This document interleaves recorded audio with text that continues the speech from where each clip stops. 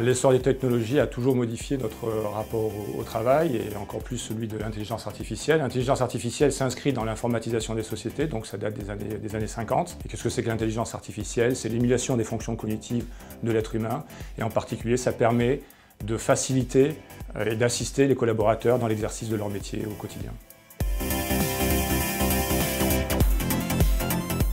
L'essor des technologies a connu beaucoup de freins, et en particulier celui de l'intelligence artificielle. Alors, on ne parle pas de freins, on parle d'hiver. Il y a déjà connu 2 hivers. Alors certains aujourd'hui anticipent l'hiver, un prochain hiver de l'intelligence artificielle, mais cet hiver, on va peut-être le voir d'une manière un peu différente, en particulier sous 2 axes. Le premier, c'est la consommation d'énergie. Certaines techniques d'intelligence artificielle consomment énormément de données et donc de machines, donc il y a une problématique énergétique bien évidemment. Et puis le deuxième, c'est tout ce qui touche l'indépendance, l'autonomie, la capacité de décision, le libre arbitre finalement.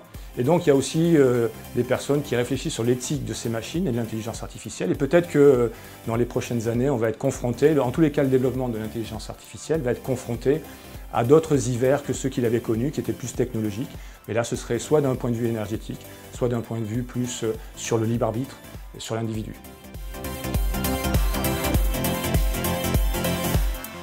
Ce qu'on observe en particulier dans un secteur d'activité sur lequel on a travaillé, qui est le secteur bancaire, c'est qu'il n'y a pas vraiment d'évolution des métiers, mais il y a probablement une évolution, un transfert de tâches, une recomposition des métiers. Par contre, le phénomène qu'on pourrait observer, c'est une prédominance des compétences dites transversales sur les compétences dites métiers. Donc ça a 2 impacts. Le premier, c'est l'accompagnement des collaborateurs actuels, qui étaient essentiellement tournés vers des compétences métiers et techniques, vers des compétences transversales. Et la deuxième question que ça pose, c'est l'approche du recrutement, parce qu'il faudra nécessairement recruter des personnes qui ont moins un profil technique, mais plus un profil d'empathie, cognitif et d'échange avec les clients.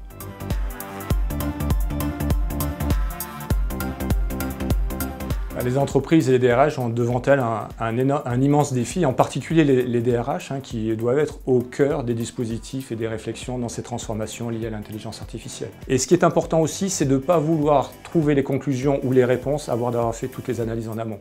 En d'autres termes, il faut vraiment qu'il y ait une réflexion qui soit engagée sur le travail, les métiers, les compétences et l'emploi. Le rôle des managers, comme dans toute transformation, est fondamental. Le premier point, c'est qu'ils auront à manager des équipes qui sont beaucoup plus autonomes.